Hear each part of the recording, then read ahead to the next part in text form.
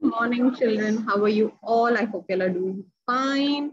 Let us continue with our keyboard chapter. And we have learned the placing of our alphabet keys. And also we have learned the placing of the number keys. Alphabet keys, all this 26 alphabets are available at the middle part of the keyboard, right? And why they are not in sequence? Because of the frequently used alphabet keys to have an access on our fingers. Also, we have number keys at the two sides of your keyboard. That is, one is on the top of our alphabet keys and another one is the right hand side. On the top of our alphabet keys, our number keys are having two functions. One is number, and apart from that, we have one more options of different symbols. So whenever you're using shift plus the number key on the top, we'll have additional symbols. So it can be at the rate, exclamatory marks, percentage, ampersand, bracket symbols. Yes, all those things. So today we are going to learn about some special keys. So let us just get started. We have many special keys available on our keyboard. Like, let's start with escape, tab, caps lock, shift, function keys, control keys, alt, Windows key, right? Then arrows key, upward, downward, left and right, shift, delete, options help, scroll lock, pause, page up, page down, right? Home, end, insert. There are many more in this keyboard, correct? So we shall learn some common special keys which we use on a regular basis. So let us get started with the enter key. Can you see here at the right hand side beside our alphabet keys, you can see an enter key. Enter key, children, it is most commonly used key on our keyboard. Enter. See, whenever we are typing a message also, there will be like a reverse L shape, right? It will be like an enter key. Why do we use this enter keys? Is that the enter key is used to bring the cursor. That when we type one line will be blinking, right? Always that blinking line, cursor line, we want it to come to the next line, right? To begin a new line. So for that, we need enter. So the enter key is used to bring the cursor, which is always blinking, to the beginning of the next line on the monitor, children. Okay. This is known as return key also. Yes. The blinking line can be seen on the cursor whenever we are typing. So let me open a, yes.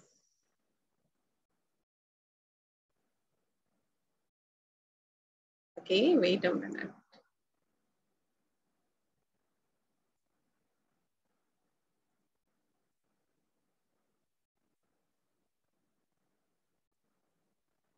Yes, can you see a blinking line here? Yes, on the white page. So if I want this blinking line to come down, I will see, I'm clicking enter, it will come down. Can you see? Yes, once I click this enter key, the cursor came down. I'll just do it once more. Can you just see? Now I have highlighted the enter key, which you can see on the screen, children. I'm clicking this one.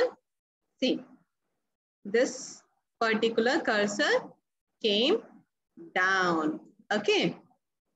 This is what is the work of an enter key, to bring the cursor, whatever you want to bring it down. This line is also called as cursor. The blinking line is also called as a cursor. Now, what is the use of this cursor on our screen? Cursor tells us the location or the current position on the screen where the text or anything which you write will appear, right? Whenever we are trying to type, wherever the cursor is there, it will get typed there only, right? So one must always check the position of the cursor before typing. Let me take again the example.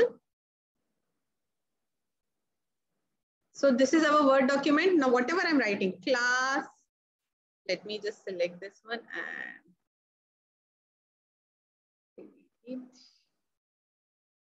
Okay.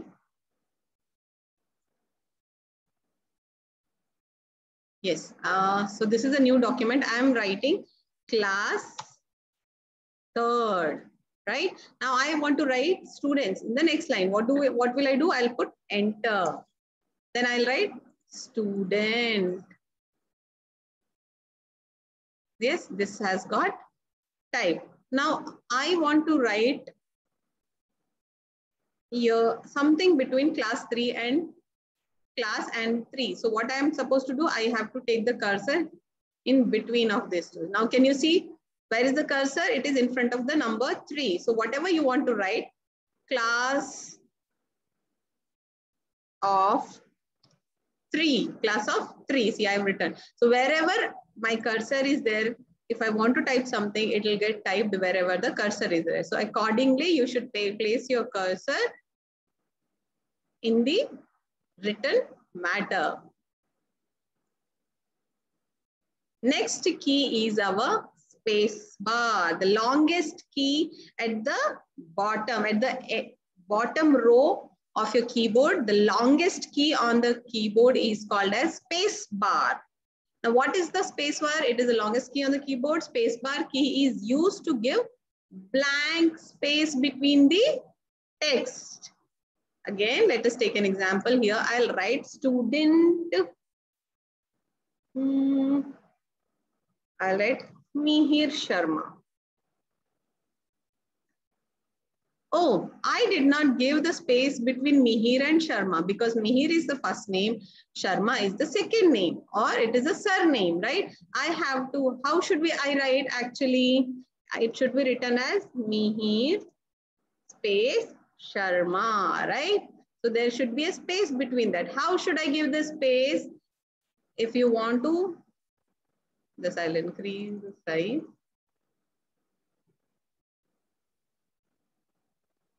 So it is Mihir. Now I have written Sharma. I have to give a space between first name and the last name, correct? So what should I do? I will place my cursor here and I will click the space bar. See, I'm clicking the space bar.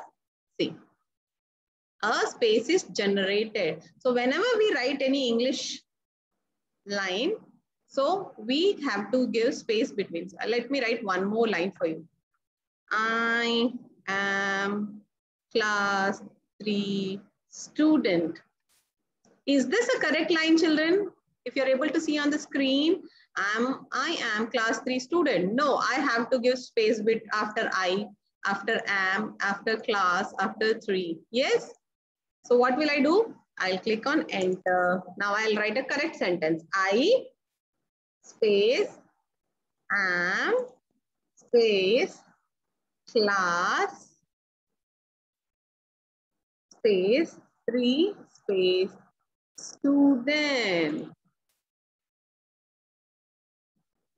Correct?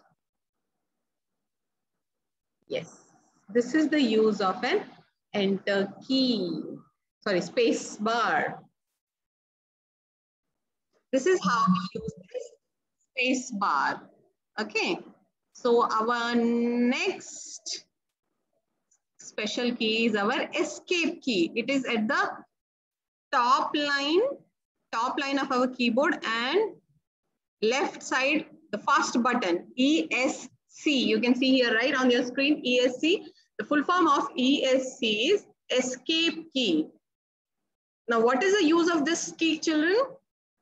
It is used to exit, right? To come out of any task which you are performing. Yes, I'll just open a window for you.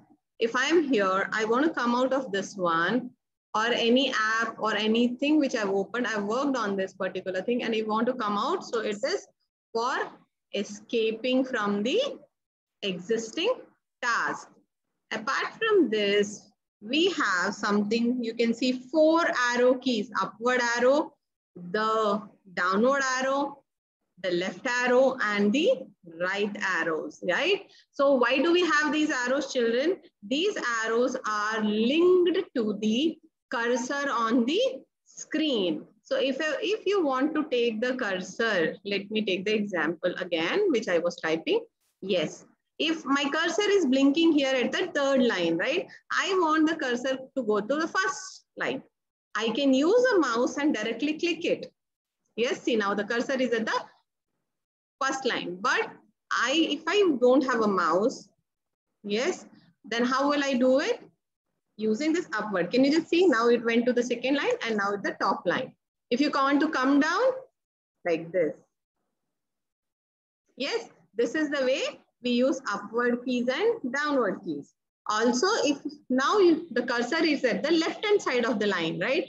I want the cursor to go to the right side. So I have to use right arrow keys. Now you can see on the screen, children, just notice here at the white space, how the cursor is moving. See here, the cursor is moving to the right side, right? Likewise, if you want to bring the cursor down, bring it down, take it to the right side, or left side, right side, top, down. Yes, this is the way you can use the different keys on your keyboard. Yes, so upward keys is used to move the cursor up from its current position. Down arrow key is used to move the cursor downwards. Left arrow is to move the cursor to the left side, and right arrow key is used to move the cursor to the right side. Yes, this is where you use these different keys. Apart from that, the basic one again is delete key, right? So if you want to use any delete key, I'll just show you, okay? Yes, see, if you want to delete or remove some text, whatever you have written of left side, you have to use backspace, which is above the enter key. You have the backspace key, right? You can see here, which is getting highlighted on the screen. Yes. So this is the backspace key, children. If you want to delete or remove the things which are at the left side, now you can see where is the cursor? It is between 3 and yes, correct? Yes, alphabet and 3. So between that, if you want to remove 3, what are you supposed to do? Where is 3? It is at the left side of the cursor. So use backs. See, 3 got removed. Now you want to remove some text or any object which is at the right hand side. See, if I keep on clicking backspace, whatever objects are at the left hand side are getting deleted. Now, if you want to erase the thing which is at the right side of the cursor, how will you do? You have to use the delete key. Yes, backspace will erase the matter which is at the left side. Delete will erase the matter which is at the right side. See, now when I'm using delete key, all the items which are at the right side got deleted. Now left side. See, this is the use of the backspace key and the delete key. One more thing we have called caps lock, commonly used one, children. Below your tab key, you have something called caps lock. Now, what do you mean by caps lock? Caps, the full form of caps is capital. Yes. Now, I is written in capital letter. AM is written in small letter, right? If you want to write anything in the capital letter, what are you supposed to do? You switch on the caps lock. Now I'll switch on the caps lock. Can you see the caps lock is highlighted into blue color? Now whatever I am going to type will come in caps lock. You can also see, children, the keys also have increased to, see, now caps lock is off. All the alphabets on your keyboard are in the small letters, right? It gets caps lock. Yes. Now I will write the same sentence. I am class 3 student.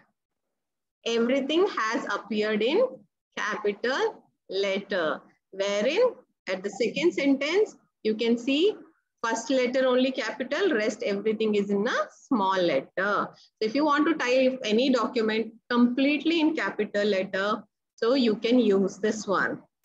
Now I'll remove the caps lock. I have switched off the caps lock. Now whatever I'm going to type, it will be coming in small letters. Say, I am class 3 student. Correct? Yes, this is the use of your caps lock. So if you want everything to be in capital letter, please switch on the caps lock and start typing. Yes. Apart from if your caps lock is not working, what to do? You can press shift and type any alphabet. I'll just do it. I'll remove this one. Imagine now caps lock is off, so everything will come in small letter. All right, class. Now you want to write without switching on the caps lock. If you want to write something in capital letter, how you are supposed to do? Press shift and any alphabet. Yes, shift P, shift U, shift D, shift E, shift N, shift T. So together, shift and any alphabet which you type will get into caps lock. Yes, imagine if your caps lock is on and now you want to type anything using shift, it will come into small letters. See now shift, yes, shift E, shift U. Why is it coming in small letter, children? Because our caps lock is on. So it is like ulta pulta. If your caps lock is off, if you use shift and key, it will come in capital letters. And if your caps lock is on and you use shift and any alphabet key, it will come into the small alphabets. Yes, I want you people to try these keys, then only you will be understanding how it actually works. Okay, children? Now with this, we finish our keyboard chapter. Wait a minute. With this, we finish our keyboard chapters. I will be sending extra questions and you are supposed to find out the answers and write it in the classworks. Okay. And we will start a new chapter from tomorrow onwards. I hope everybody has taken the textbooks. So it will be easy for us to relate to the video and the text which is available in the textbooks. For now, bye-bye.